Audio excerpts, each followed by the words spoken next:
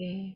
자, 오늘은 유아 초등 부모님 또는 교사, 강사 이렇게 아이들을 주로 만나시는 분들을 위한 시간인데요. 독서를 통한 마음 성장이라는 제목으로 오늘 내용을 함께 나누도록 하겠습니다. 저는 마음성장학교 대표이고요. 작가이면서 심리 코치입니다. 제가 그동안 한 13년 가까이 마음과 관련된 이제 공부를 하고 마음과 관련된 수업을 만들고 프로그램을 개발하면서 마음에 대해서 좀 깊이 연구하고 나누는 시간이 있었어요. 그래서 독서를 하더라도 마음과 관련된 독서, 마음을 성장시키는 독서는 어떻게 하는 걸까에 대해서 성인들에게도 많이 나눴는데 오늘은 우리 아이들을 양육할 때 초등학교, 유치원 아이들을 양육할 때 어떻게 하면은 마음이 좀 성장되는 독서를 할 수 있을까? 그 부분에 대해서 나누려고 합니다. 제가 20대 초반에서부터 지금 현재까지 33년 동안 약 3만 시간 이상 유치원에서부터 초등학교, 중학교, 고등학교, 대학생 청년들, 그리고 성인 여성들과 시니어들, 전 세대를 아우르는 그런 교육을 하고 있어요. 그래서 정말 그 마음 성장 학교라는 이름에 걸맞게 계속해서 성장하면서 만나는 사람들이 계속 이렇게 다양하게 바뀌고 있어요. 그래서 전 세대를 제가 이제 계속 앞으로 나이가 들어가면서 저는 엄마였을 때도 그리고 엄마 이전에도 또 엄마였을 때도 그리고 엄마의 삶이 이제 거의 엄마의 삶은 사실 끝나지는 않죠. 근데 우리 아들이 이제 성인 자녀가 됐으니까 어, 아들을 돌보는 시간보다 제가 사람들을 돌보는데 쓰는 시간이 더 많은 것 같아요. 근데 그러한 어떤 삶의 시간이 지나면서 계속 저는 배우고 또 새로운 사람들을 만나고, 그게 성장하고 있거든요. 오늘 이 강의에 참여하시는 분들이 주부이거나 또는 강사이거나 상담사이거나 뭐 유치원 원장님도 있고 놀이 치료를 하시는 분도 있고 놀이 활동을 안내하는 강사님도 있고 또 굉장히 다양한 분야에서 일을 하는 뭐 코치님도 있고 강사님 또 교회에서 목회 일을 하시는 분 이렇게 뭐 여러 분야에서 아이들을 만나고 청소년들을 만나고 이러신 분들이 많이 있는데요. 오늘 이야기가 도움이 되셨으면 좋겠어요. 우리가 삶의 어떤 시간을 지나든지 다 도움이 된다라는 그런 메시지를 좀 담아 봤는데 지금부터 또 보시면서 각자 제가 들려드리는 이야기는 똑같지만 각자의 상황에 맞는 어떤 성찰, 배움 이런 게 있으셨으면 좋겠습니다. 마음성장학교는 이렇게 가르치고 양육하는 삶을 살아가는 리더들의 마음 성장과 의식 성장을 지원하는 교육 코칭을 통해서 세상을 빛을 더한다라는 사명을 가지고 다양한 교육을 개발하고 운영하고 그리고 전하고 있습니다. 오늘 우리는 이제 일방적으로 제가 이렇게 막 강의를 하는 것 같지만 사실은 여러분이 여기 참여하기 전에 써주신 신청서 하나하나를 제가 또 다시 다 이렇게 손으로 기록해 보면서 어떤 분들이 어떤 마음으로 여기 오셨겠구나 이런 생각을 하면서 또 강의를 새롭게 구성을 했어요. 그래서 오늘 조금 전까지 만든 거예요. 조금 전까지 만들어서 하루 종일 또 오후 시간 하루 종일 앉아가지고 만든 건데요. 오늘 제가 전해드리는 이야기가 누군가의 마음에 도달되어서 좋은 열매가 되는 그런 이야기 됐으면 좋겠어요. 한 분 한 분 생각하면서 우리들에게 필요한 게 뭘까 이런 생각하면서 오늘 전하도록 하겠습니다. 이 문장은 마음성장학교의 모토예요. 그래서 마음성장학교의 모든 교육은 제가 나누는 이야기 또 참여자들이 서로 마음을 주고받으며 나누는 이야기 그 이야기의 과정 그 태도 그 모든 순간을 통해서 우리가 함께 성장하는 그런 시간을 만들고 있습니다. 오늘도 여러분이 이 시간을 통해서 제 이야기가 마음에 도달되기를 그리고 여러분의 이야기들을 또 들려주시는 그런 시간 되셨으면 좋겠어요. 자, 혹시 이거 응답하라 1988 기억나시나요? 이게 나올지 모르겠네. 한번 틀어볼게요. 네, 깜짝 놀라셨죠? 깜짝 놀라셨죠? 자, 이 장면이 혹시 기억나세요? 여기 지금 어, 엄마, 아빠, 그리고 아주 공부 잘하는 모범생 언니, 그리고 철없는 남동생, 그리고 덕선이가 있어요. 제가 이 장면 왜 보여드렸냐면요. 오늘 독서에 대한 이야기를 하기 전에 제가 제 소개를 아까 했잖아요. 저는 5권의 마음과 관련된 책을 썼고, 그 책들은 독서 글쓰기, 또 심리 코칭, 또 영적인 부분에서까지 다루는 마음과 관련된 거의 모든 책을 썼어요. 자, 그럼 제가 책을 많이 읽는 사람일까요? 네, 아무래도 책을 조금 보통 사람보다 많이 읽겠죠. 그래서 오늘 그 아이들에 대한 이야기를 하기 전에 먼저 제 이야기를 들려드리려고 그래요. 자, 저는 바로 딱 이 덕선이 같은 어, 포지션에서 자랐어요. 둘째. 공부 잘하는 똘똘한 언니와 그 다음에 동네 골목대장인 남동생, 그리고 늘 생업에 바쁜 엄마, 아빠. 그렇지만 굉장히 근면하고 열심히 살았던 그런 두 분의 자녀로 자랐어요. 만약에 제가 딱 덕선이라고 한다면 이 덕선이에게 책을 읽게 하고 지식을 전달해 줄 그런 부모는 사실 없지요. 저도 마찬가지였습니다. 그래서 아이고, 저는 초등학교 1학년 딱 들어갔을 때 한글을 몰랐어요. 그래서 이 기영아 가자, 순이야 가자, 막 이런 거, 우리 이런 거 배웠는데요, 교과서에서. 저는 이제 이렇게 줄긋기, 동그라미, 달팽이 그리기, 뭐 이런 거를 하면서 이제 한글을 처음 학교에 가서 배운, 그런 아이예요. 그럼 제가 학교 다닐 땐 다 그랬나? 아니, 그렇진 않아요. 이미 한글을 알고 오는 아이들도 굉장히 많이 있었고, 근데 저는 엄마가 아무리 가르쳐 주려고 그래도 잘 배우지 못하는 아이였어요. 나중에 봤는데 저는 뭔가를 잘하고 싶은 마음이 너무 크다 보니까 늘 이 긴장도가 높아서 뭐 이쪽 왼쪽 오른쪽도 잘 구분을 못하고 이 긴장도가 높은 것과 그것과 무슨 상관이 있는지는 음, 무슨 상관이 있나 뭐 이렇게 생각하실 수도 있는데 제가 그게 좀 고쳐졌거든요. 긴장도가 높았을 때 학교 다닐 때 내내 저는 좌양자, 우양우 뭐 이런 거부터 오른쪽, 왼쪽의 방향, 감각, 그리고 글씨를 좀 난독증 증세가 좀 있기도 하고 막 그랬어요. 나는 왜 그랬을까를 생각해 봤더니 이게 너무 긴장하다 보니까 잘하고 싶은 마음, 틀리면 어떡하지 하는 그런 마음이 너무 커서 늘 그랬던 것 같아요. 그래서 초등학교 때는 음, 그럼에도 불구하고 그렇게 막 난독증 증세가 있어서 책을 읽는데 굉장히 오랜 시간이 걸렸음에도 불구하고 공부를 좀 잘했어요. 그렇게 할 수 있었던 이유는 초등학교 때부터 밤새서 공부를 했어요. 전과를 달달달달 외우면서 그렇게 좀 욕심이 있는 아이였어요.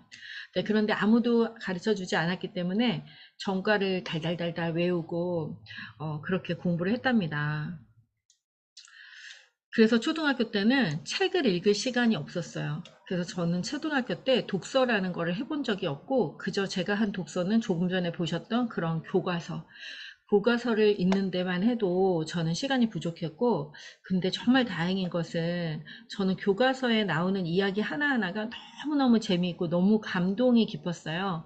그래서 제가 초등학교 때 너는 꿈이 뭐니? 라고 했을 때 저는 나는 선생님이 될 거예요 라고 얘기를 했는데 그거 어디서 찾았냐면 제가 읽었던 그 아마 3학년쯤 되는 교과서였을 텐데 그 페스탈로치라고 하는 교육자가 나와요. 아이들이 노는 전쟁터에서 전쟁이 막 끝난 그런 데서 아이들이 놀고 있는데 거기서 유리 조각을 줍는 그 페스탈로치 선생님의 일화가 나오는 그 이야기를 보고서 너무 감동을 받아서 나도 이런 마을의 아이들을 이렇게 정성껏 보살피는 이런 어른이 돼야겠다.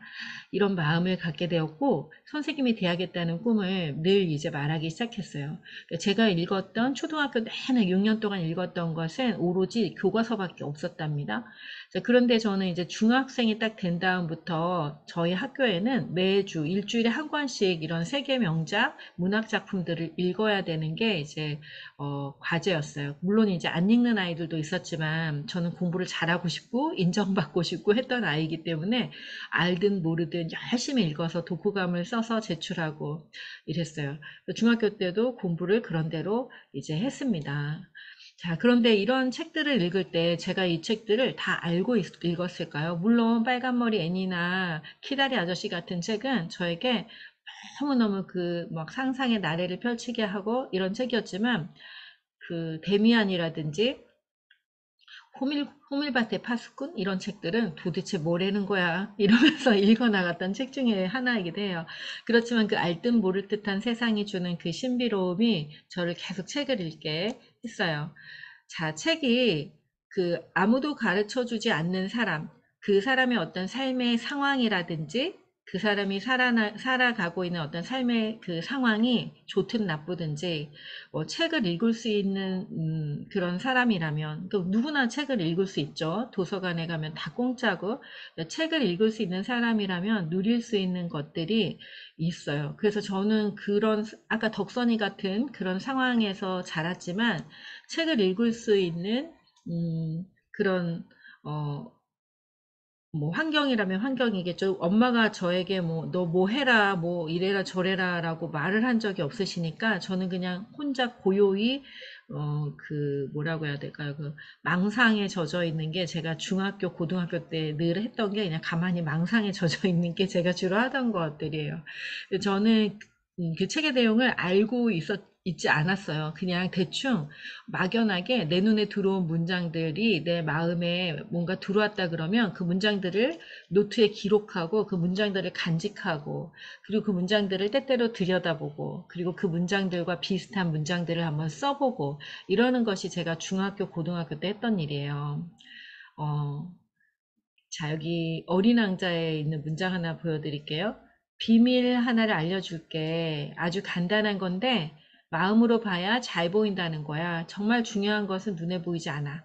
자, 이런 문장을 읽으면서 중학교 시절에 내가 살고 있는 어떤 생존의 삶, 현실적인 삶을 넘어서 저쪽 어딘가에는 눈에 보이지 않는 세계, 이상적인 세계, 영적인 세계가 있다는 것에 대한 막연한 호기심, 이런 것들이 저를 다시 책 속으로 들어가게 했어요.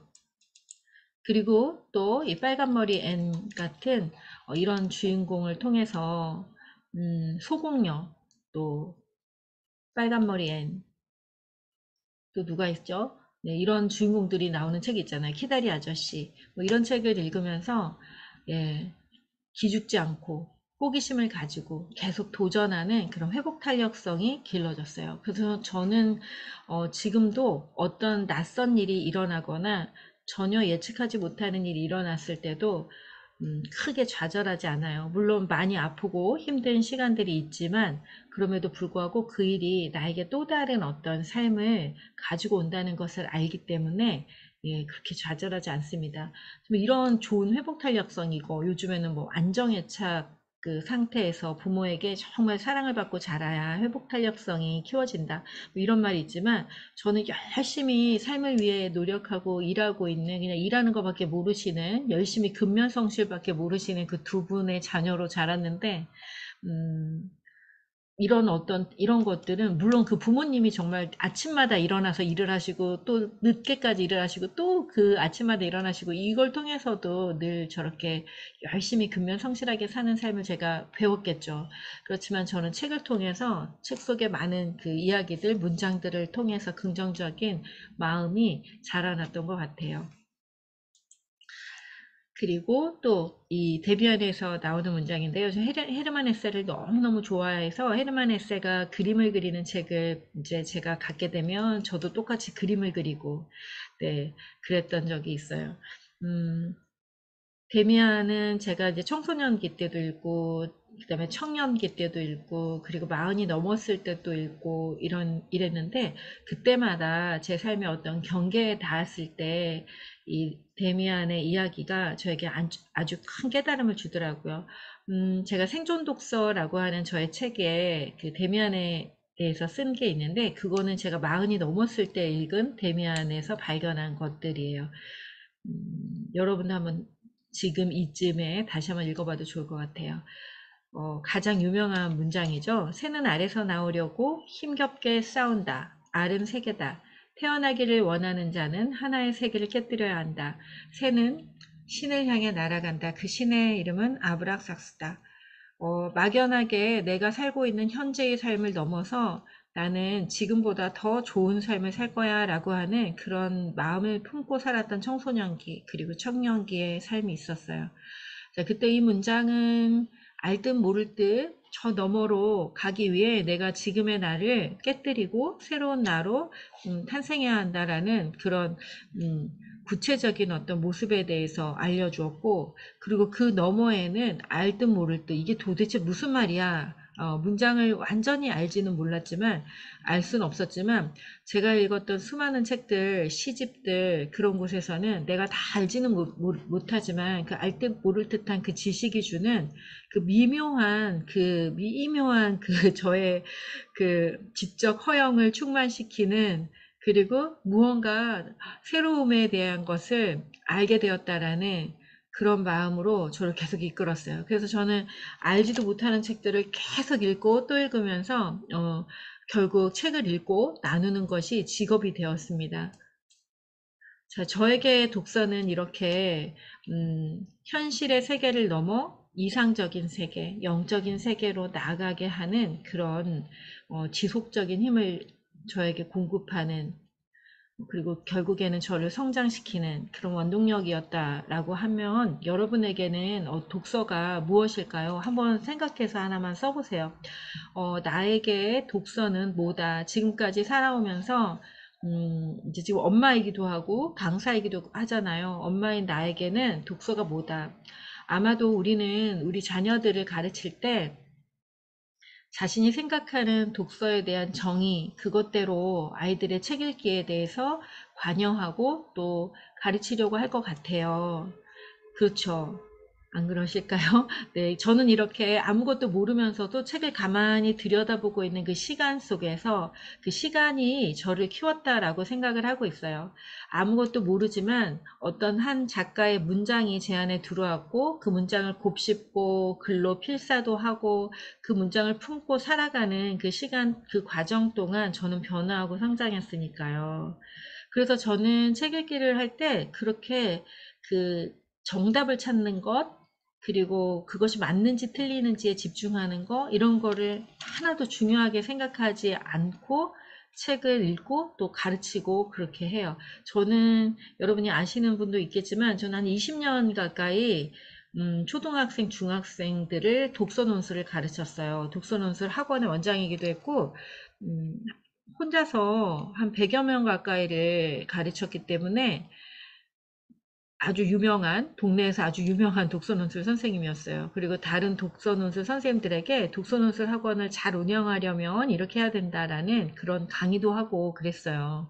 그 정도였으니까 엄청 잘 가르쳤겠죠. 그런데 제가 가르치는 방식에는 정답을 찾는 방식은 없었어요. 네, 지금부터 이제 저는 이렇게 책을 읽으면서 컸습니다. 그래서 지금 제가 됐어요. 부모님들에게 물어봤어요. 부모님들에게 그 독서에 대한 고민이 뭐냐. 제가 이제 예전에는 부모님들 만나면서 부모 교육에서 독서 교육 많이 했었거든요. 그때 물어보면 이런 얘기들을 하시는 거예요. 뭐라고 얘기하시냐면요. 이렇게요. 우리 아이는 만화책을 좋아하는데 괜찮은가요? 이런 질문. 또 역사는 암기식으로 가르쳐야 제대로 배울 수 있죠. 뭐 애들이 막 만화책만 본다든지 그럴 때 이제 이런 고민을 또 하시더라고요. 독후감은 꼭 써야지 기억에 남지 않나요? 독후감 안 쓰면 책을 읽으나 마나 사라진다. 뭐 이런 생각 하시는 거죠. 우리 아이는 공부는 안 하고 책만 읽어요. 참 넌센스예요. 한국 부모님들만 아마 이런 얘기 할 것 같아요.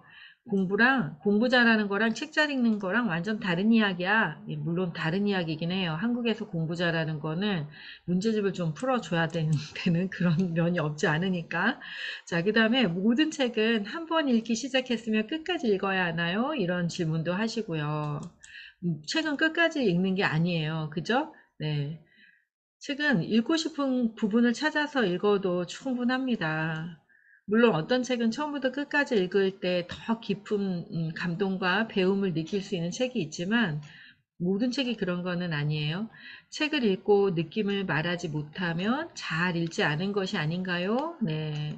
어머니들이 애들이 느낌 말하지 않아가지고 막 싸움이 일어나고 막 호통치고 막 울고 난리 나지 않나요?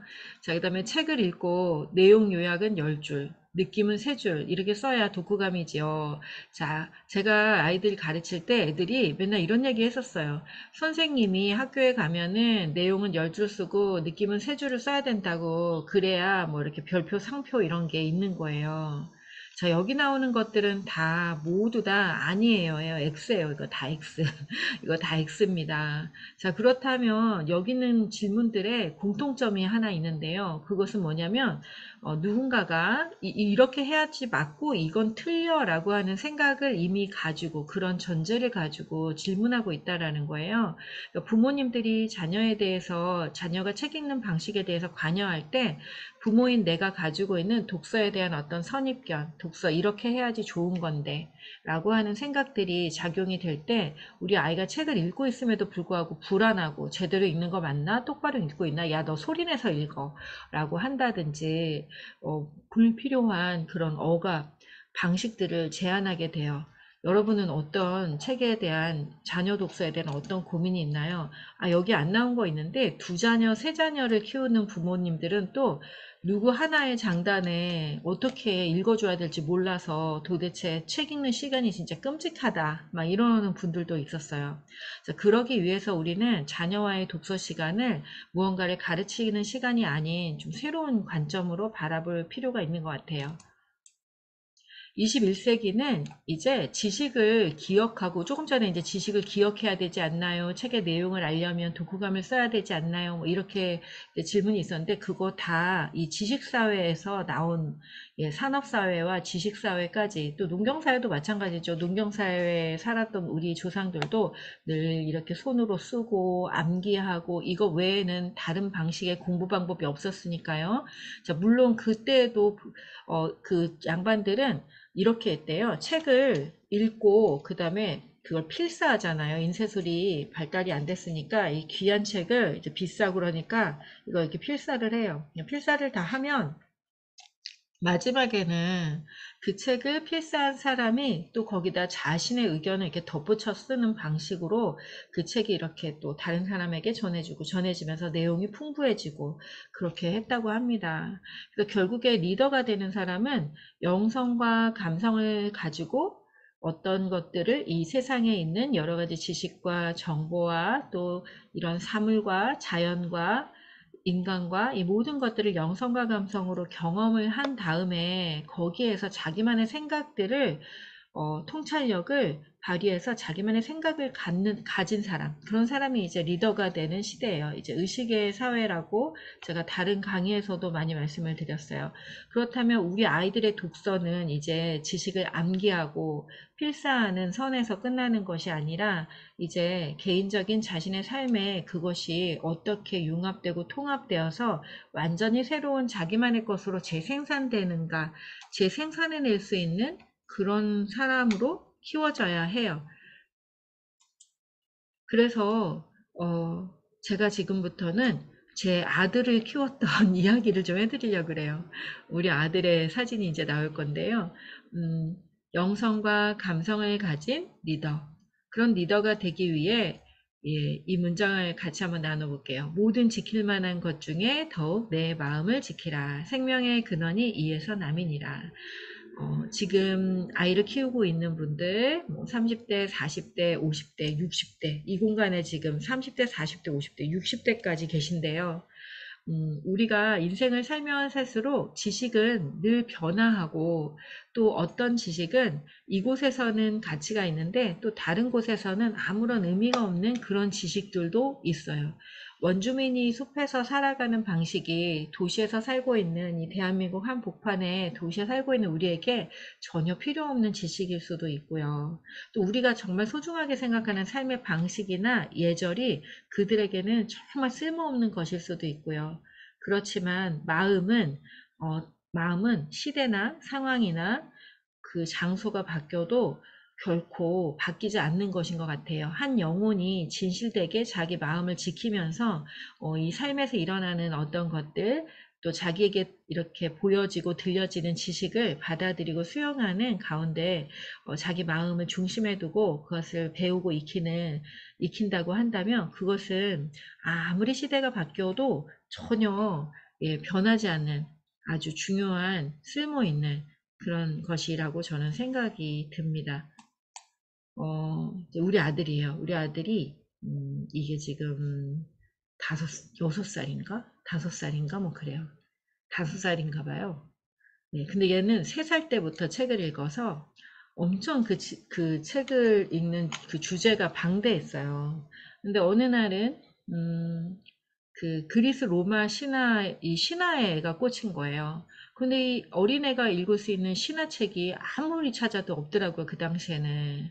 근데 이 만화책 한 권을 제가 발견했어요. 그리스 로마 신화. 그러니까 신화를 갑자기 궁금해하게 되는데 그 신화에 나오는 뭐 여러 가지 그 뭐 유니콘이라든지 뭐 하여튼 막 여러 가지를 어디서 봤나 봐요. 어느 책에서. 그래서 막 그런 질문들을 하기 시작하길래 그거는 그리스 로마 신화를 보면은 참 좋을 텐데 막 제우스 얘기를 하고 막 그래서 제가 그리스 로마 신화를 얘가 5살인가 이런데 이걸 사줬어요. 그랬더니 이게 너무너무 재밌었던 거예요. 책이 막 너덜너덜해지도록 그 책에 나오는 인물들을 기억을 하고 싶으니까 종이에다가 그 조그만 수첩에 그 인물을 자기가 이렇게 적었더라고요. 그래서 그걸 가지고 다니면서 그 인물을 자기가 외우는 거예요. 그걸 누가 시킨 게 아니고 자기가 너무 보고 싶으니까 그렇게 하더라고요.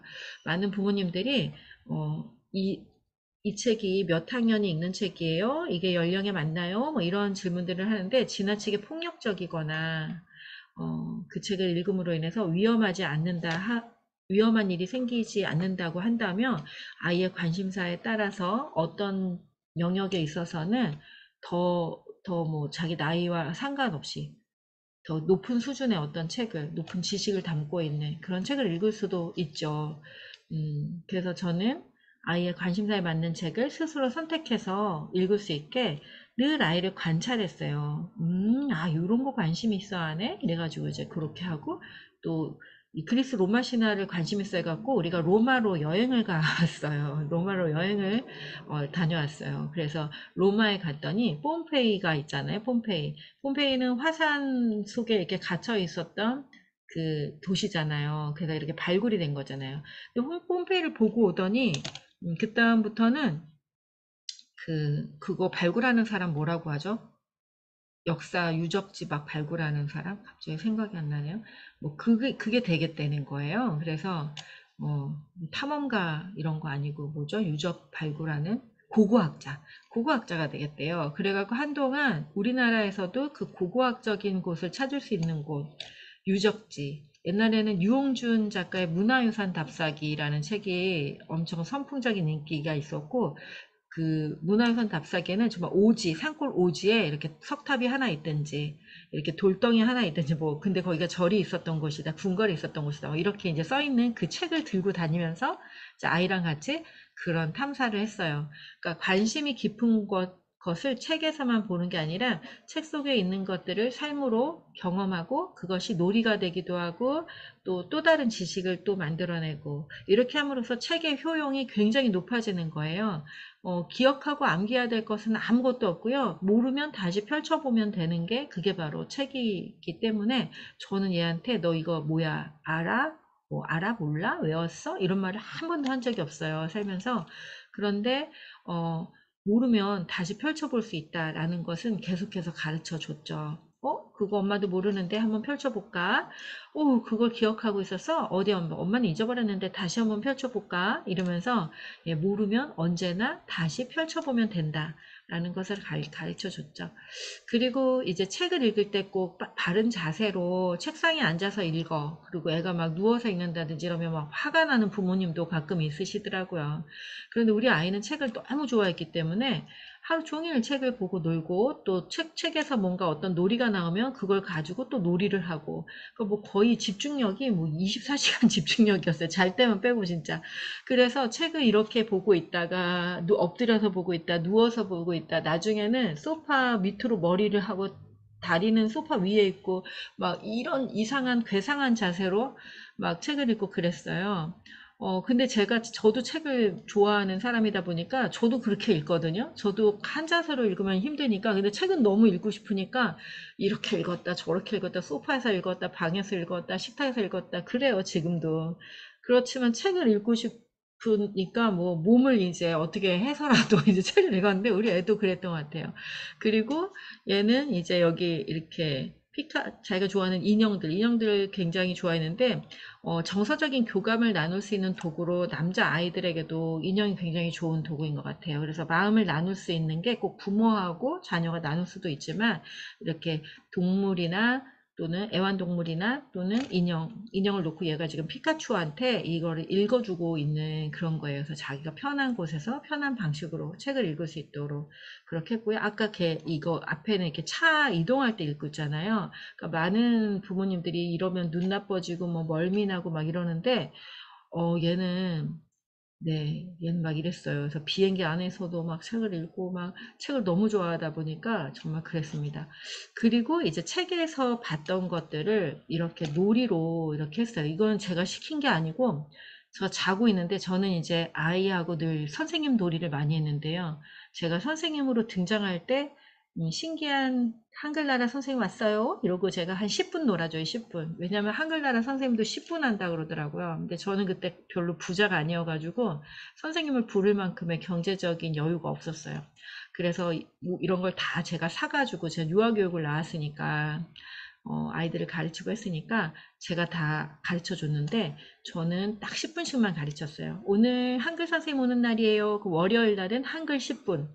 자, 그 다음에, 그런데 얘는 3살에 한글을 다 떼어서, 4살, 5살, 7살 때는 초등학교 3학년 책을 다 읽었어요. 그러니까, 네, 10분씩만 가르쳐도 그렇게 다 뗀답니다, 책을.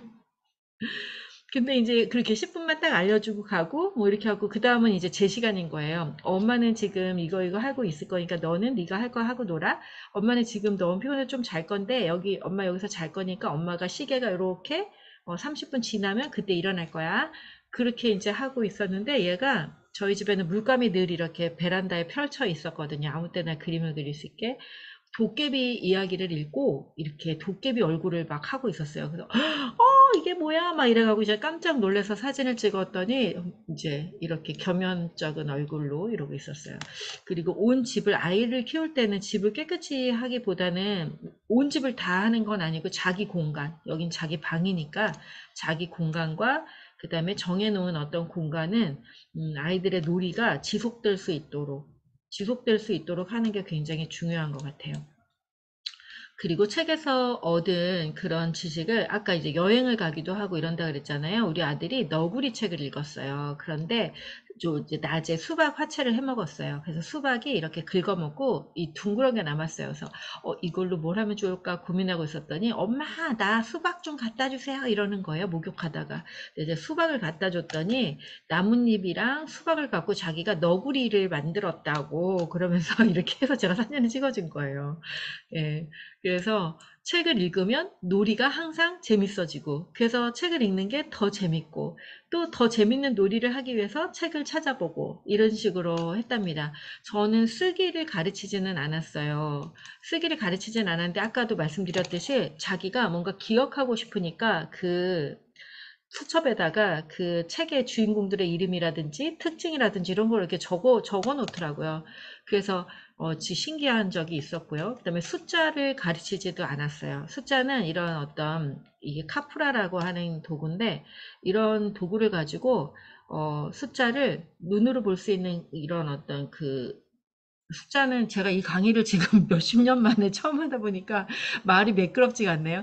자, 숫자는 그 아라비아 숫자는 굉장히 그런 어떤 형이상학적인 그런 기호잖아요. 근데 그 기호를 아이가 그 부피, 질량, 이런 형태로 온 몸으로 이게 체험할 수 있도록 이 카프라를 10개, 뭐 5개 단위로 이렇게 묶음을 해가지고 그걸 가지고 어, 숫자를 이제 공부를 했죠. 이미지로 공부를 한 거죠. 이미지만이 아니라 이게 아라비아 숫자 아주 형이상학적인 기하학적인 그런 글씨를 이런 어떤 실물을 통해서 10이라는 거는 이런 거구나. 이 막대기가 10개가 이만큼 있는 거구나. 뭐 100은 이게 10개가 있어서 이만큼 있는 거구나. 이거를 이제 뭐 장사놀이라든지 시장놀이라든지 뭐 이런 거를 통해서 이제 같이 했어요. 그리고 이제 깜깜해질 때까지 얘는 놀이가 이제 계속 됐는데, 이거를 이제 보통 밤에 잘 때 부시고 자야 되잖아요. 자, 이제 부시고 자자, 뭐 이렇게 하잖아요. 빨리 청소해, 이러잖아요. 근데 저는 집에 어떤 공간을 아이의 놀이가 오늘부터 내일, 그리고 며칠 이렇게 지속될 수 있도록 뒀어요. 그러면 어떤 일이 일어나냐면, 예를 들어서 이제 초등학교 한 5학년 때 나니아 연대기라는 책이 이제 영화도 나오고 막 이랬는데, 그 나니아 연대기를 읽으면서 아이 방에 벽장이 하나 있었는데 그 벽장 속에 얘가 이제 들어가는 거예요. 그래서 나냐 연대기를 하는 거죠. 그리고 이제 작은 어떤 사물들, 인형들을 군데군데 숨겨놓고 뭐 그런 어떤 장치들을 자기 방이 세트가 되는 거예요. 또 군인놀이에 빠졌을 때도 마찬가지죠. 자기 방이 이제 요새가 되기도 해야 되는데 그거를 매일 가서 청소를 해버리면 그 상상력이 지속될 수 있는 그 시간과 공간이 없기 때문에 그냥 일상을 살아가는 9 to 6의 직장인을 키우는 방식으로 아이가 자라게 돼요. 오늘 아침에 일어나서 오늘 할 일을 싹 해치우고 그 다음에 놀고 먹고 게임 10분 하고 이렇게 해요. 예를 들어 게임을 하는 아이 때문에 너무 힘들다면 그 게임이 좋다 나쁘다를 떠나서 게임을 할 때 아이가 어떤 상태가 되는지 그리고 게임 속에서 어떤 유익을 얻고 있는지 이런 것들을 같이 깊이 얘기를 나누면서 또 엄마의 걱정되는 부분은 무엇인지에 대해서 같이 한편이 되어서 얘기를 하지. 너가 게임을 하는 건 나쁘다. 그러니까 너는 나쁜 아이야.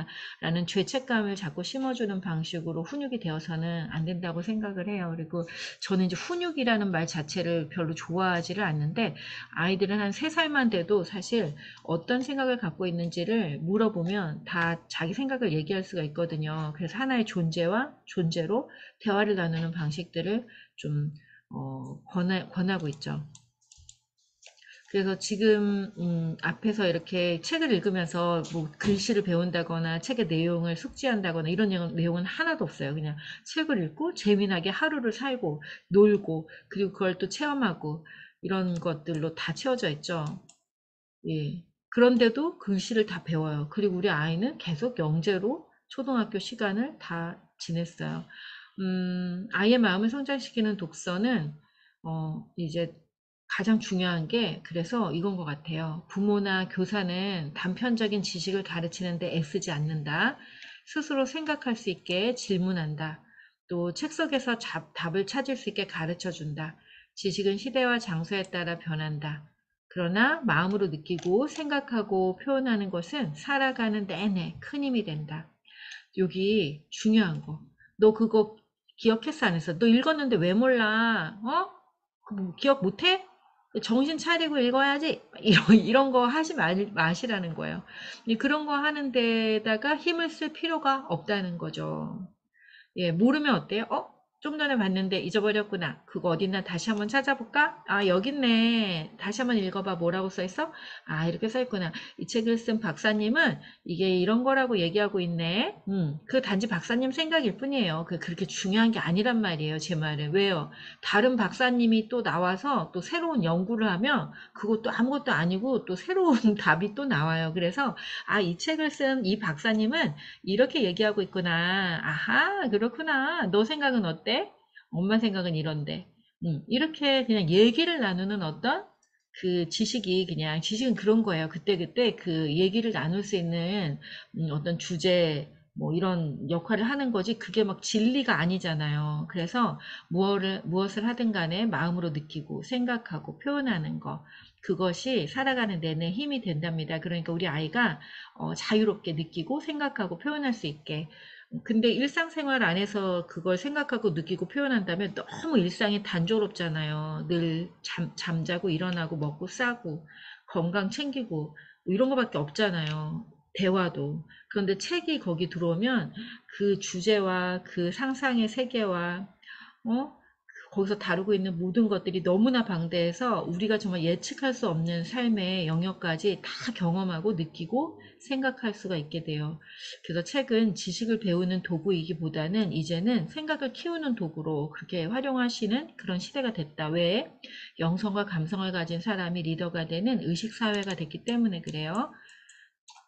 자, 그래서 부모는 내가 요즘에 정말 갑질하는 부모들, 선생님들에게 갑질하는 부모 유튜브에 너무 많이 나오죠. 그런 거 보면 정말 허걱하는데 우리는 내가 공부를 아무리 많이 했든 어쨌든 구시대적인 지식을 암기하고 체크해서 누가 많이 암기하나 누가 오랫동안 기억하나를 테스트 받은 결과잖아요. 예. 그게 뭐 그게 진리가 아니라고 지금 제가 계속 얘기하고 있죠. 그래서 우리 자녀들은요, 우리보다 훨씬 진화된 세상에서 살고 있는 우리보다 진화된 인간이에요. 걔네들이 어떻게 어느 차원으로 성장해 나갈지 모르죠. 그러니까 우리는 항상 알지 못함, 내가 아는 것이 다 아는 것이 아니다라고 하는 깨달은 자의 마음으로 아이들을 대하면 좋겠어요. 호기심을 가지고. 그럴 때 우리 아이들은 우리가 전혀 가보지 못한 세계로 갈 것이고, 그리고 이 세상을 더 아름답게, 평화롭게, 아름답게, 따뜻하게 만드는 그런 주인공이 될 거라고 생각해요. 마음성장학교에서는 존재경청 캠페인을 열어서 제가 모든 강의에서 존재경청을 안내하고 있는데요. 특히 부모님들 교육이나 교사 교육을 갈 때는 존재경청을 꼭 넣어서 그 어떤 행위까지도 다 안내를 해요. 오늘은 제가 이 한 장의 장표로 존재경청을 소개하려고 하는데요. 아이와 마음을 나누는 독서, 마음이 성장되는 그런 독서를 하기 위해서 가장 중요한 것 중에 하나가 바로 부모가 아까 깨달은 자, 내가 아는 것이 다 아는 것이 아니다라고 하는, 내가 알지 못한다라는 것을 아는 그런 지혜로운 부모가 되어서 자녀와 눈을 맞추고 부드럽고 온유한 목소리로 인정과 응원의 마음을 전하면서 아이에게 집중하는 거예요. 어, 내일 일이 걱정이 되고 또 지난 일 때문에 마음이 좀 힘들더라도 지금 여기 아이와 함께 있을 때는 네가 얼마나 소중한 아이인 줄 아니? 라는 이런 마음으로 호기심을 가지고 아이를 바라보는 거예요. 그리고 있는 그대로 인정하고 존중하는 거죠. 예를 들면 아이가 책을 읽다가 잘 못해요. 잘 몰라요. 무슨 말인지 모를 말들을 하고 그래요.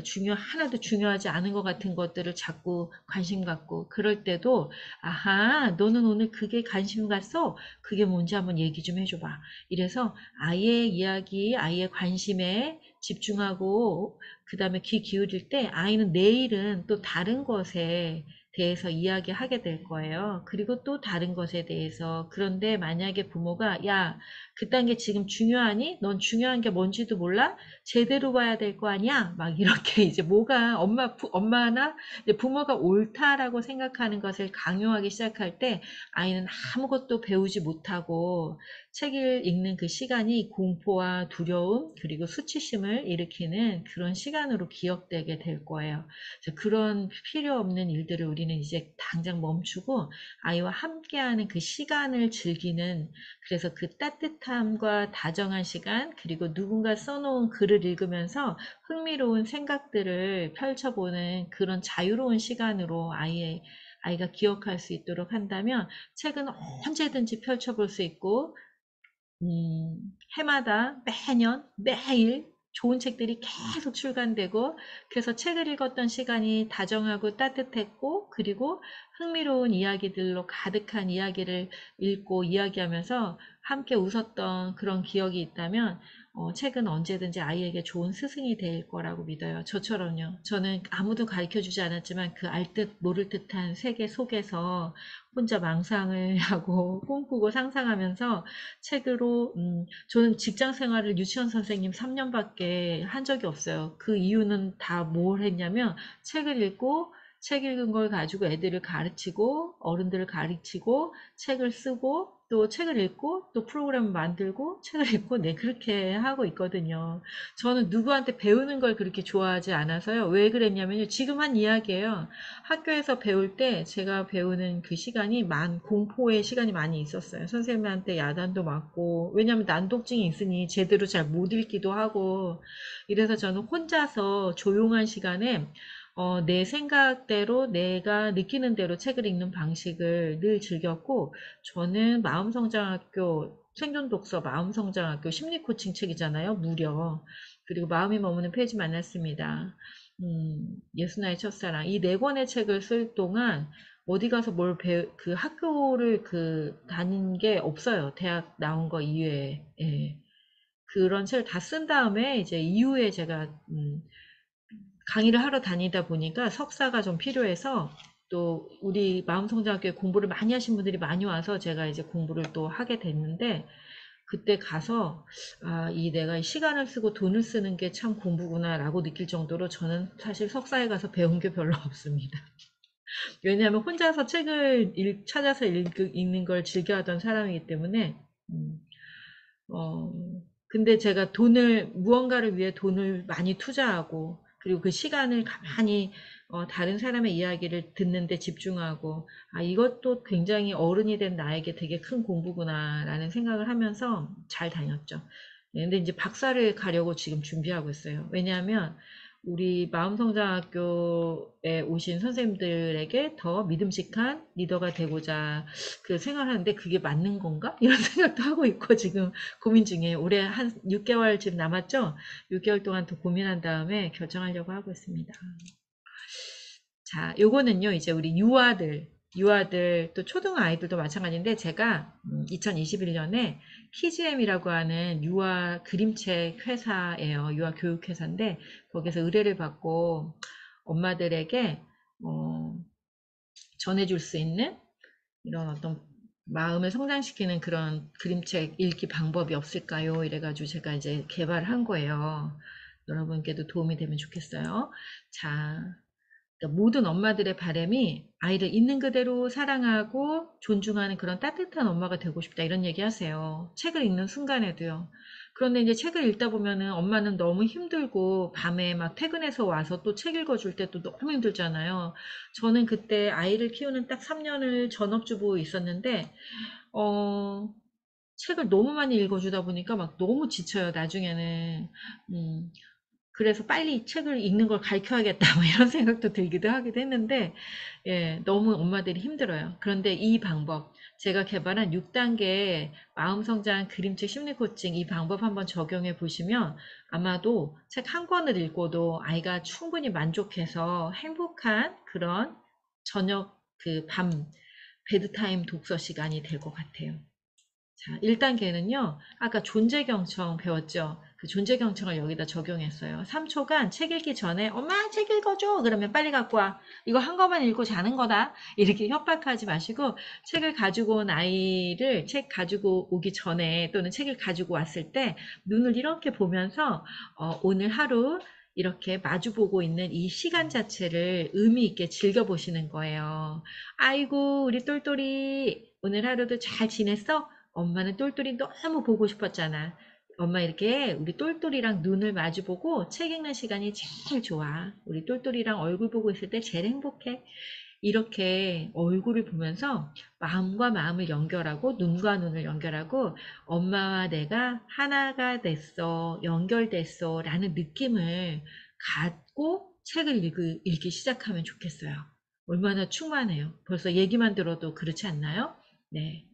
그 마음이 딱 연결된 다음에 자 오늘 우리 어떤 책 읽을까 하면서 아이가 읽고 싶은 책을 가지고 오게 하는 거예요. 그럼 아이가 이제 책을 골라오겠죠. 근데 우리 아이들 어때요? 키울 때 보면 똑같은 책 계속 갖고 와요. 유아들은. 그리고 초등학교 아이들은 얇은 책 갖고 와요. 좀 두꺼운 거 좀 읽었으면 좋겠는데 엄청 얇은 거. 엄마가 책 하나 읽고 자자 그러면 엄청 얇은 거. 야 네가 지금 애기야 이 책을 왜 읽어? 이러는데 이제 그러기도 하고. 자 그런데 그냥 인정해 주세요. 어, 어떤 책을 갖고 왔든지. 아이들이 100번, 20번 읽는 책은 그만한 이유가 있어요.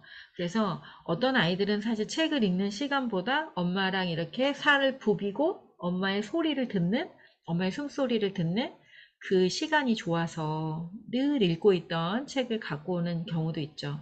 그래서 물어보셔야 돼요. 우리 똘똘이 이 책 또 읽고 싶구나. 그래, 오늘도 같이 한번 읽어보자 하고 읽어주시고, 그 다음에 엄마가 읽어주고 싶은 책을 한 개 또 골라서 읽어주시고요.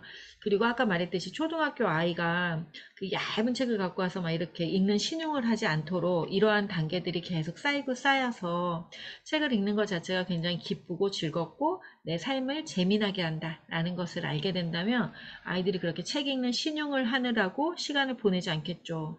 만약에 우리 아이가 책 읽는 신용을 한다면 빨리 알아차리고 차리시고 그거 못하게 하셔야죠. 책 읽고 싶지 않아? 그러면 그냥 일찍 자는 것도 좋은 거야. 얼른 자. 이렇게 그냥 해주셔도 돼요. 아이에게 죄책감이라든지 거짓 행동에 이렇게 자꾸 습관이 들도록 하지 않게 하는 것도 우리 부모가 해야 될 일이라고 생각해요. 아이가 읽고 싶은 책을 가지고 왔으면요, 이제 책을 읽는 거예요. 그림책을 읽으면서 먼저 부모인 내가 그림책 속에서 나를 만나는 시간을 갖는 거예요. 엄마는 오늘 이 그림책을 보니까 여기 나오는 엄마 고릴라가, 아빠 고릴라가 꼭 엄마 같아. 아, 우리 똘똘이는 어때? 이렇게 물어보는 거예요. 음, 저는 아이 키울 때 이러지는 못했던 것 같아요. 그냥 뭐 가르치는데 많이 집중했었어요, 사실은. 물론 아까 우리 아이는 그 재밌게 놀기도 했지만 제 마음을 비춰보는 도구로는 쓰지 못했어요. 근데 제가 마흔 이후에 이렇게 깊은 마음을 들춰보고 엄마 어렸을 때 이랬는데 이런 이야기를 이렇게 자연스럽게 할 수 있게 된 건 마흔이 넘어서부터 가능했던 것 같아요. 여러분은 이제 제 이야기를 들었으니까 여러분이 30대 엄마이건 20대 엄마이건 그 아이와 엄마는 이 사람 보니까 이런 마음이 들었어. 엄마는 어렸을 때 이런 아이였는데 라고 하면서 자신의 이야기를 편안하게 아이하고 나눠보세요. 그러면 우리가 육아 스트레스라든지 마음이 너무 답답해서 누구하고 연결되고 싶다라는 그런 마음이 안 생길 거예요. 왜냐면 정말 특별한 존재, 사랑스러운 존재인 우리 아이와 내가 깊은 마음을 나누고 있기 때문에 우리 아이가 너무 사랑스럽게 자라고 엄마인 나도 아빠인 나도 건강한 마음을 가진 어른으로 점점 더 성숙한 부모로 자라게 될 거예요. 그래서 그림책을 펼쳐놓고 일상의 대화가 아닌 그림책에서 안내하는 대로 거기에서 이야기하는 주제들을 따라가면서 우리의 마음을 비추어서 이야기하는 시간을 한번 가져보시면 좋겠어요. 자, 그런 다음에 책을 천천히 다 읽어요. 끝까지 읽는데 어떤 아이들은 중간중간에 계속 엄마 이게 뭐야, 엄마 이게 뭐야, 그래서 뭐야 이러고 막 두 명 있으면 또 둘이서 싸우고 막 이러죠. 그래서 처음부터 이렇게 얘기하는 거예요. 오늘 이 책을 읽는 때는 시계가 여기서부터 여기까지 5분이 걸릴 거야. 이 책은 조금 긴 책이라서 10분이 걸릴 거야. 오늘은 10분 동안 가만히 조용히 책 읽는 소리에만 귀를 기울이는 거야. 그렇게 할 수 있을까? 그리고 나서 다 읽은 다음에 다시 한번 볼 거야. 그때는 질문도 하고 또 이야기도 할 거야. 똘똘이도 얘기하고 우리 또순이도 얘기할 거야. 이렇게 하면서 아이들과 규칙을 정하는 것도 좋아요. 왜냐하면 자꾸자꾸 질문을 하게 되면 작가가 쓴 그 아름다운 문장을 아이들이 들을 기회가 없어지고요. 엄마가 그냥 엄마의 말로 다시 엄마의 상상력으로 막 꾸며서 읽게 되고요. 그러면 그 책이 주려고 하는 그 풍부한 세계, 그 세계를 경험하는데 좀 부족해요. 그리고 또 하나는 5분, 10분 정도의 집중력. 그런 집중력은 우리 아이들이 성장하는데 굉장히 중요하거든요. 그래서 몰입하고 집중할 수 있게 엄마가 먼저 시작할 때 5분 동안, 10분 동안 조용히 같이 책을 읽는 거야. 이렇게 하고 읽는 것도 좋아요. 선생님들도 마찬가지겠죠?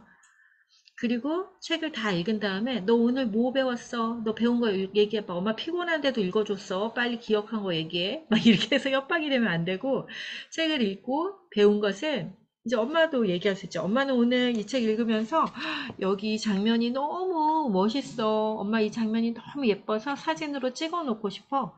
이런 것도 배운 거죠. 꼭 뭔가 아주 막 대단하고 거창한 게 아니라 그냥 책을 읽으면서 마음이 갔던 거, 의미 있었던 것, 장면, 그런 것들을 나누시고요.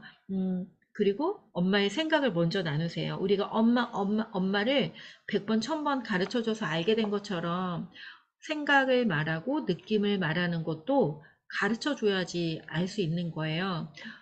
엄마는 이 책을 읽고 이런 어떤 문장의 그 센텐스 구조, 느낌을 말하는 방식, 이런 것도 배워야 아는 거죠.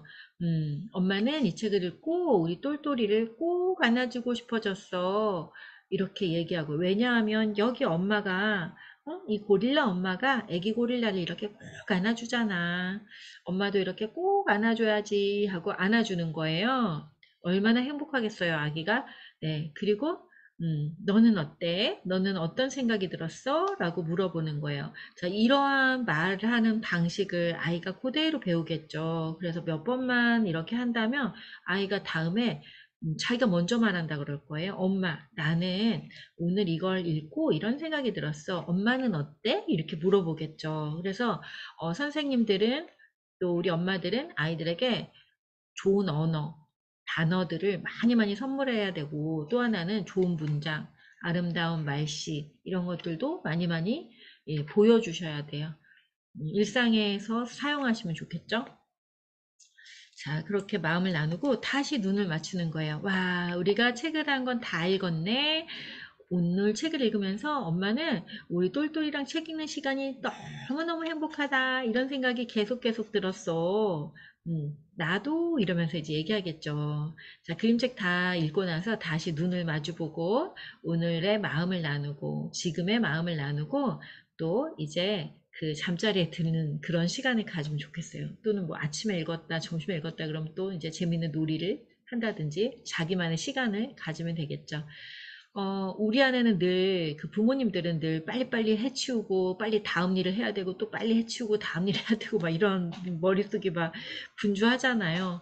그런데 그 순간, 지금 여기에 머무를 수 있는 것, 그 사랑스럽고 경이로운 존재, 그 존재들이 그렇게 오래 기다려주지 않는답니다. 굉장히 빨리 큽니다. 되게 빨리 커요.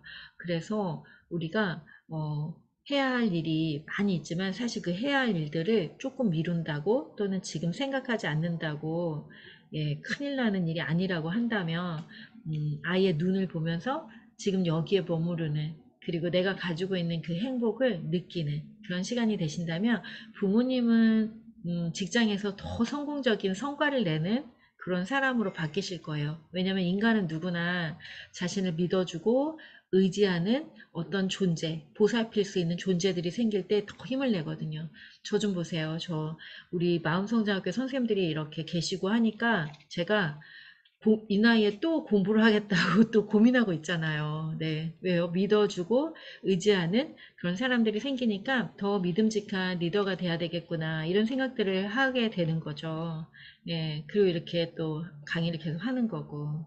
근데, 예전에 제가 학원 운영할 때 그렇게 막 100명씩 가르치고 이럴 때 어디서 힘이 나서 그렇게 했지? 생각해 봤더니 그때 우리 가족들이 저를 매일매일 엄청 칭찬했어요. 막 긍정적인 가스라이팅? 뭐 그렇게 생각해요. 지금은 막 최고라고 그러면서 막 네가 최고야 막 맨날. 그래서 저는 아주 신나서 일을 많이 했어요. 네. 근데 그런 어떤 가족이 주는 힘이 있죠. 이렇게 6단계 기억하셨나요, 여러분?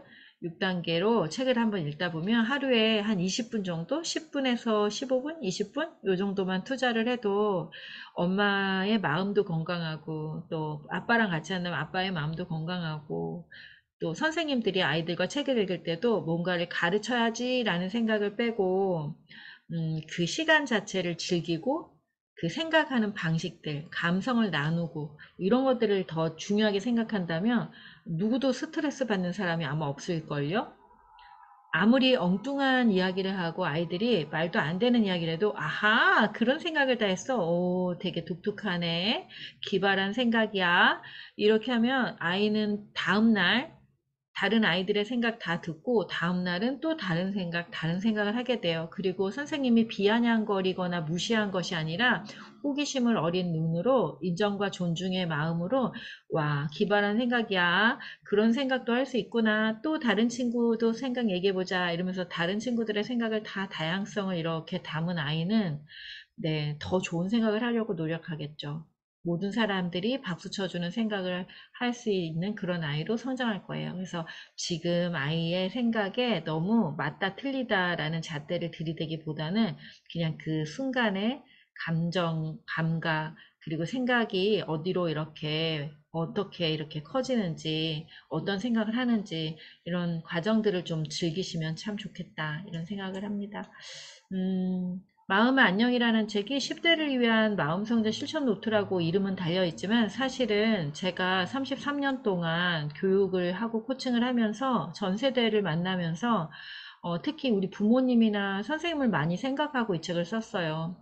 부모님과 선생님이 그냥 펼쳐서 아무 준비 없이 그냥 읽어주기만 해도 아이들에게 마음에 대해서 얘기할 수 있고 또 부모님도 자기가 자기 마음을 모르고 마음에 대해서 물어보면 어떻게 설명을 해줄 수가 없고 그런데 이 책을 그냥 같이 읽는 것만으로도 아, 마음이 이렇구나라고 알게 되어서 우리 지금 코치님들 중에 자녀하고 이 책을 하루하루 읽고 계신 분이 있는데 읽고 활동하시는 분이 계신데 몇 차시를 나눠주셨어요. 봤더니 청소년 자녀가 여기 나오는 문장대로 엄마 이것은 내 생각이야. 내 생각이니까 내가 알아서 할 거야. 이렇게 하고 네.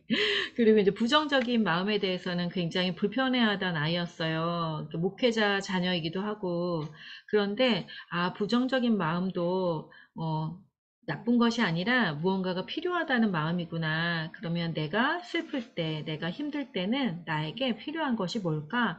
나에게 필요한 걸 줘야겠구나. 이런 식으로 어, 완전히 그 생각이 바뀌게 되었어요. 그래서 여러분이 아이들과 책을 읽고 하실 때 여기 나오는 이 하나하나의 활동들을 이제 같이 해보시는 것도 좋겠어요. 연령에 상관없이 유치원에서부터도 다 쓸 수 있는 그런 활동이에요. 앞에 있는 거는. 물론 뒤에 있는 활동은 초등학교 고학년부터 뭐 강점을 찾거나 막 코칭을 하거나 이런 거는 그런데 앞에 있는 활동들은 다 어린 아이부터 다 할 수 있는 그런 겁니다. 그래서 사용하시면 좋겠고요. 이거는 제가 대한민국에 있는 부모와 선생님들을 위해 제 프로그램을 그냥 그냥 기부한 거예요, 세상에.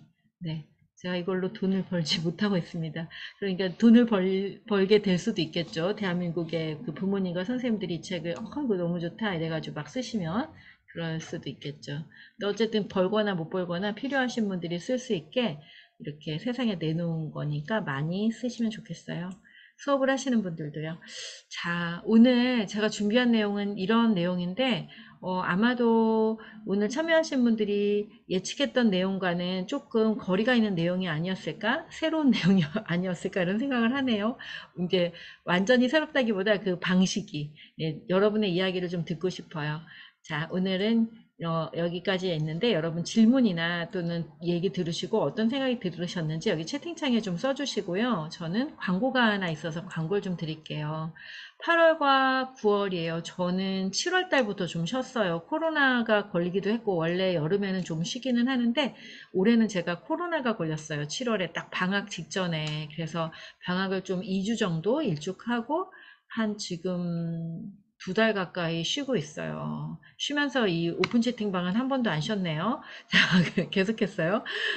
근데 여러분, 네, 8월과 9월에는 저랑 같이 이제 진짜 성장의 여정을 함께하는 여러 가지 여정이 있는데 앞에서 부모가 이렇게 한다라고 했을 때 기본적인 그 부모의 태도는 바로 코치 마인드예요. 코치 마인드.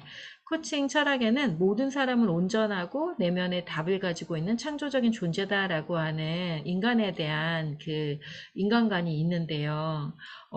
아이들을 바라볼 때 내면의 답을 가지고 있는 자기 삶의 그, 그 자기가 어떻게 살아가야 되는지에 대한 그 답을 아이들이 다 갖고 있다는 거죠. 그걸 완전히 믿는 그런 코치의 마인드로 아이들에게 가르치기보다는 질문하는 그런 부모가 되면 좋겠다라고 생각해요. 그러기에 도움이 되는 그것만 도움이 되는 게 아니라 부모인 나의 셀프 리더십, 나는 어떤 사람을 어떻게 살아가는 것이 맞지 하는 그런 자기 삶의 그 셀프 리더십, 그리고 자녀와의 관계, 또 직장에서의 인간관계, 대화법, 이런 부분에서 다 해결될 수 있는 마음성장 코칭 과정이 9월 1일, 2일 날 열려요. 마음성장학교에서 열리는 오프라인 여정이에요. 지금 현재는 제가 이 과정만 오프라인으로 하고 있어요. 그리고 존재경제 워크숍도 오프라인으로 하고 있죠. 이거는 9월 9일은 네, 9월 9일 FT 과정인데 FT 과정은 이거는 존재경쟁은 제가 캠페인으로 전하고 있는 거여서 여러분이 강의를 하거나 코칭을 하거나 또는 그냥 부모이거나 또는 인간관계를 좀 한 번에 좀 획기적으로 좀 바꿔보는 경험을 하고 싶어 라고 한다면 존재경제 워크숍에 참여하시는 것도 좋겠어요. 그 마음성장 코칭과 존재경제 워크숍 이 두 개는 이제 그러한 것이고요. 그 다음에 그림책 심리 코칭 1급이 열려요. 이거는 2급을 하신 분들만 하실 수 있는 나만의 프로그램을 만드는 그런 과정이고요. 또 마음성장학교의 시그니처 프로그램인 마음성장 심리 코칭 심화 과정이 10주 동안 열립니다. 이거는 코칭 심화이기는 한데 꼭 이걸 한 다음에 이걸 해야 되는 건 아니고요. 마음성장학교의 모든 과정은 순서에 상관없이 그냥 다 그게 하나로 이렇게 뭔가 한 부분들을 차지하고 있으면서 또 하나가 또 온전하면서 그래요. 그래서 여러분이 시기가 맞으면 어떤 것부터 먼저 하셔도 상관이 없습니다. 그런데 마음성자 심리 코칭은 이제 1년에 제가 딱 한 번 열어요. 그래서 이번에는 근데 세 팀이 운영이 되는데 이번 시즌에 딱 요 시기에 이렇게 여니까 네, 여러분 혹시 관심 있으시면 블로그 자세히 살펴보시고 함께 하시면 되겠습니다. 그리고 그림책 심리 코칭 2급 과정은 가르치고 양육하는 사람들의 마음 성장, 의식 성장을 위해 특별하게 기획되고 개발됐어요. 그래서 이 과정을 하면서 통합된 삶을 살아갈 수 있는 삶의 가치를 정돈하는 그런 시간이기도 하시고요. 그리고 또 0세부터 100세까지 모든 대상에게 자유롭게 이렇게 나눠도 되겠구나라는 것을 8주 동안 함께 하면서 이제 스스로 깨닫게 되실 겁니다. 자, 과정이 여러 개가 열리죠? 네, 여러분을 기다리고 있습니다. 자, 여기까지 안내하고요. 오늘 특강을 참여하신 다음에 제가 이제 잠시 중지하고 함께 얘기 나눌 시간을 가질 건데요. 여기 우리 오픈 채팅방에다가 이 시간을 통해서 어떤 성찰이 있으셨는지 혹시 마음에 들어온 거는 어떤 건지 알려주셔야 제가 다음에 강의를 기획할 때 또 도움이 되고요. 이번에 유아 초등 대상으로 강의를 하게 된 거는 요즘에 이렇게 블로그에 문의를 이렇게 주신 분들 중에 어린 자녀를 두신 분들이 꽤 있으시더라고요. 그래서 제가 오랜만에 한번 유아 초등 부모님들이나 선생님들을 좀 만나봐야겠다 이런 생각을 했거든요. 그래서 여러분들이 남겨주신 글 하나하나가 제가 어떤 걸 준비해야 되는지에 대한 되게 좋은 도움이 되니까 오픈 채팅방에 꼭 지금 남겨주셔도 되고 네, 남겨주세요. 자, 오늘은 음, 오늘은 여기까지 하고 요거는 이제 중지하고요.